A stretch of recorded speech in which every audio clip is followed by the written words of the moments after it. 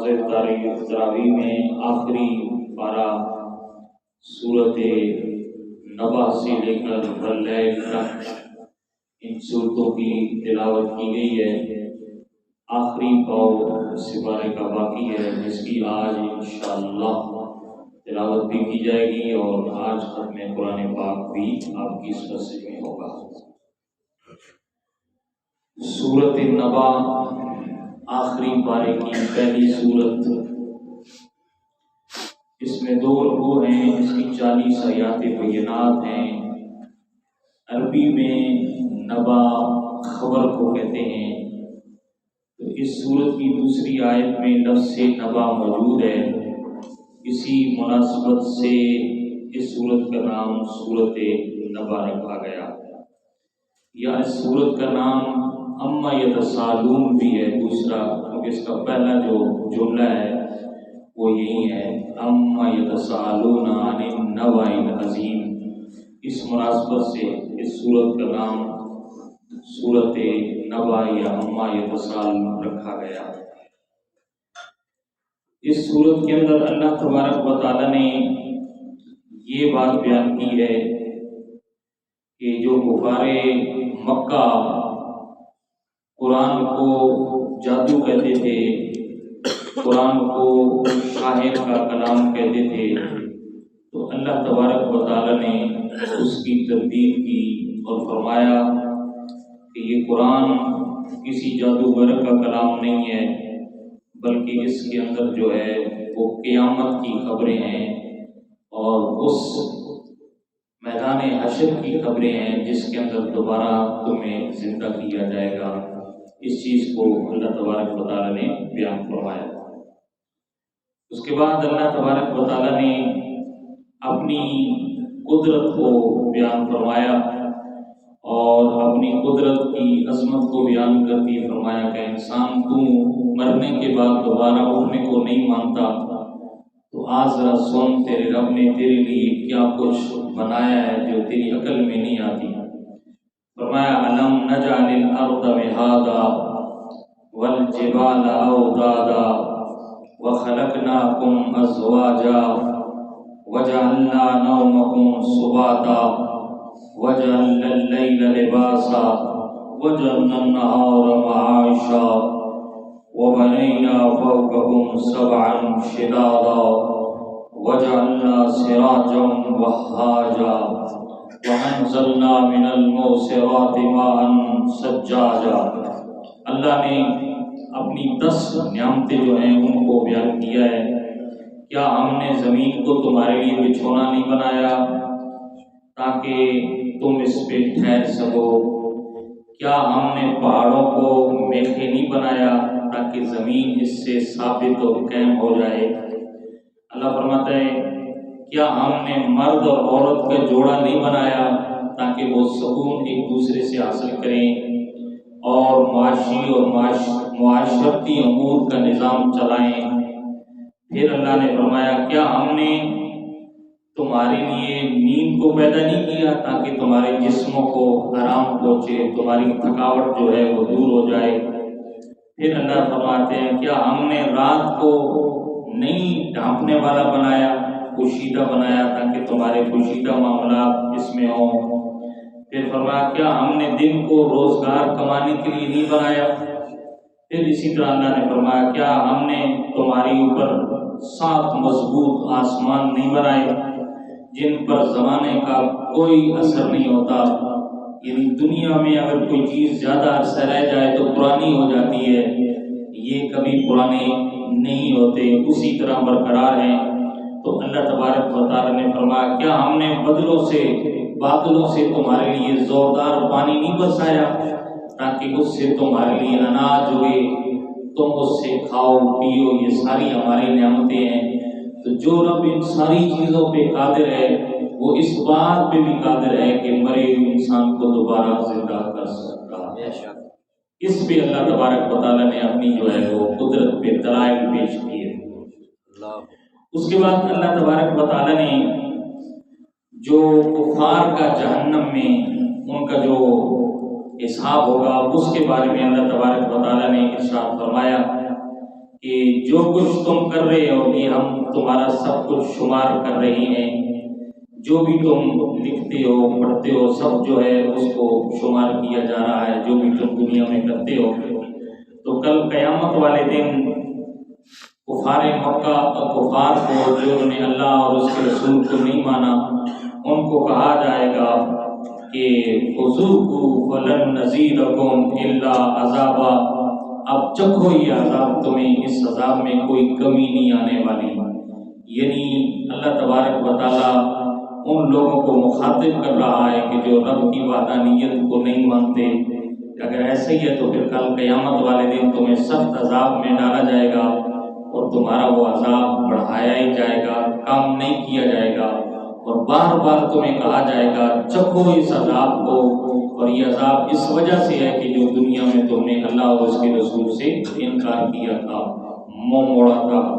آگے اللہ تبارک و تعالیٰ نے نیک لوگوں کو جنت میں جو انعام ملیں گے ان کا ذکر فرمایا، ان للمتقین مفازا وحدائق وعنابا وکواعب اترابا وکأسا دہاقا لا یسمعون فیہا لغوا ولا کذابا۔ اللہ فرماتا ہے بے شک جو ڈرنے والے ہیں ان کے لیے باغات ہیں، ان کے لیے انگور ہیں، اور ان کے لیے جنت میں طرح طرح کی نعمتیں ہم نے رکھی ہیں۔ اللہ اکبر، ان چیزوں کا اللہ تبارک و تعالیٰ نے ذکر فرمایا ہے کہ وہاں ان کو ہر طرح کی نعمتوں سے مالا مال کیا جائے گا۔ یہ ان لوگوں کے لیے ہے جو دنیا میں اللہ اور اس کے رسول سے ڈرنے والے تھے۔ تو پتہ چلا کہ حقیقی کامیابی دنیا کی کامیابی نہیں ہے، اصل حقیقی کامیابی جو ہے وہ کس کی کامیابی ہے؟ آخرت کی کامیابی ہے، اور آخرت میں کامیاب وہی ہوگا جو دنیا میں اللہ اور اس کے رسول کے فرمان کے مطابق زندگی بسر کرنے والا ہوگا۔ آگے فرمایا سورۃ نازیات، یہ نازیات ان فرشتوں کو کہتے ہیں جو انسانوں کی روحیں قبض کرتے ہیں، تو ان کو نازیات کہا جاتا ہے۔ والنازیات غرقا والناشطات نشطا، تو اس مناسبت سے اس سورت کا نام سورۃ والنازیات رکھا گیا۔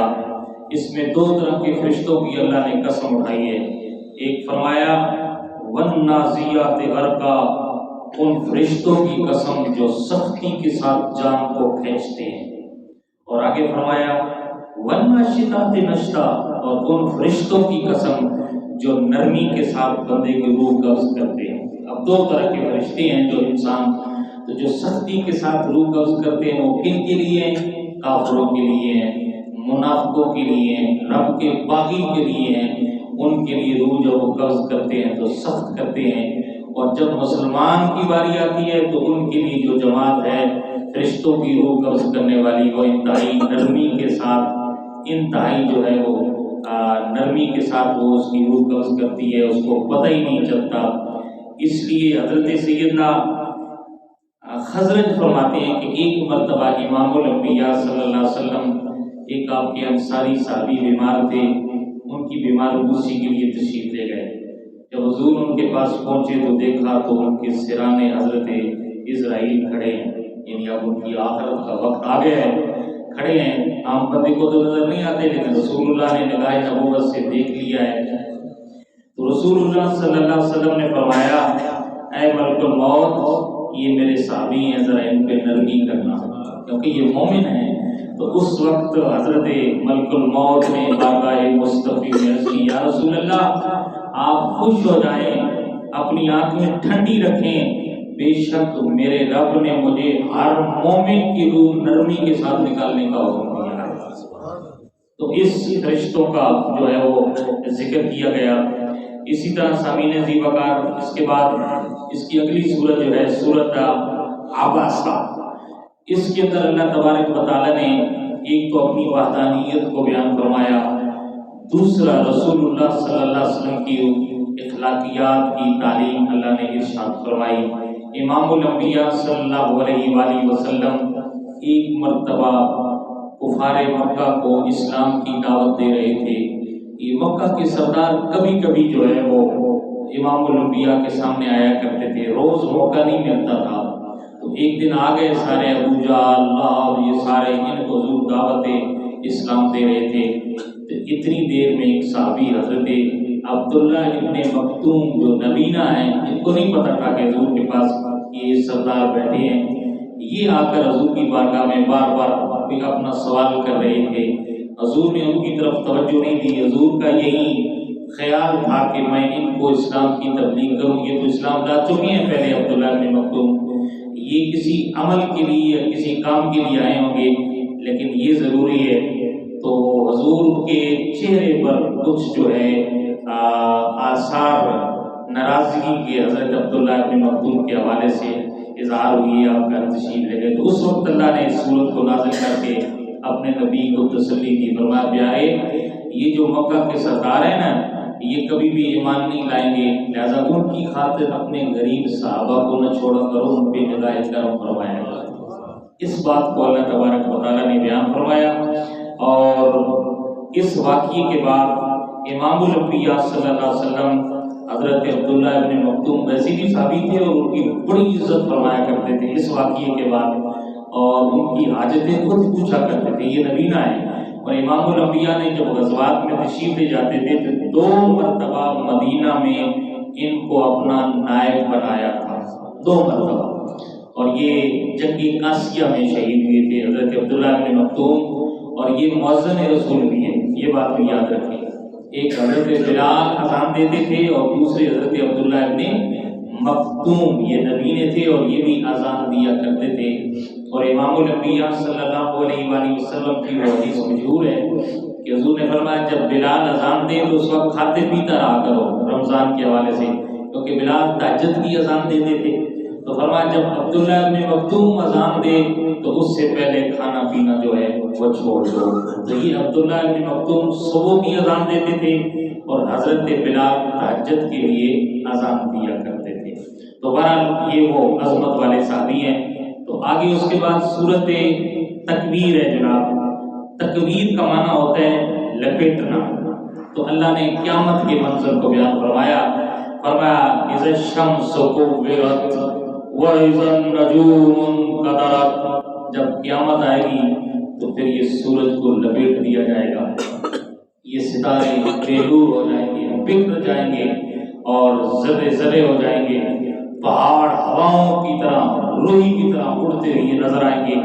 اس چیز کو اللہ تبارک و تعالیٰ نے بیان فرمایا کہ قیامت والے دن یہ منظر ہوگا، لوگوں کو اعمال نامہ دیا جائے گا۔ پھر اسی صورت میں یہ بات بھی بیان فرمائی ہے، وَإِذَا الْمَوْءُودَةُ سُئِلَتْ، جب زندہ دفن کی گئی لڑکیوں سے پوچھا جائے گا تمہیں کس وجہ سے مارا گیا، کل قیامت والے دن جو مکہ والے اپنی زندہ بچیوں کو درگو کر دیتے تھے ان کے حوالے سے کل ان بچیوں سے پوچھا جائے گا کس جرم میں تمہیں مارا گیا، تو اس وقت ان کے جو بھی سرپرست ہوں گے ان کے پاس کوئی جواب ہو نہیں ہوگا۔ حضرت سیدنا عمر فاروق فرماتے ہیں جب یہ آیت نازل ہوئی کہ کل قیامت والے دن پوچھا جائے گا ان بچیوں سے کہ تمہیں کس جرم میں مارا گیا، تو اس وقت ایک صحابی کھڑے ہوئے، اس کی یا رسول اللہ مجھے پتہ نہیں تھا، زمانہ جاہلیت میں نے اپنی 8 بچیوں کو اپنے ہاتھوں سے زندہ دفن کیا ہے۔ حضور جب نے سنا تو میرے آقا کی آنکھوں سے آنسو جاری ہو گئے، اس کی یا رسول اللہ اب اس کا کفارہ کیا ہے، میں اب مسلمان ہو چکا ہوں۔ تو امام الانبیاء نے فرمایا ہر بچی کے بدلے میں غلام آزاد کرو۔ اس کی حضور غلام آزاد کرنے کی طاقت تو نہیں ہے، لیکن میرے پاس اونٹ ہیں، میں اونٹ رکھتا ہوں، پالے ہوئے ہیں، اگر آپ حکم فرمائیں تو ہر بچی کے بدلے میں 1 اونٹ صدقہ کر دوں گا۔ تو سامعین عزیز وقار اس چیز کو اللہ تبارک و تعالیٰ نے بیان فرمایا جناب۔ اس کے بعد اس صورت کے اندر اللہ تبارک و تعالیٰ نے حضرت سیدنا جبریل کی عظمت بیان فرمائی، اور اللہ فرماتا ہے عند ذی العرش المکین، عرش کے مالک کے حضور جبریل بڑا عزت والا ہے، بڑا عزت والا ہے۔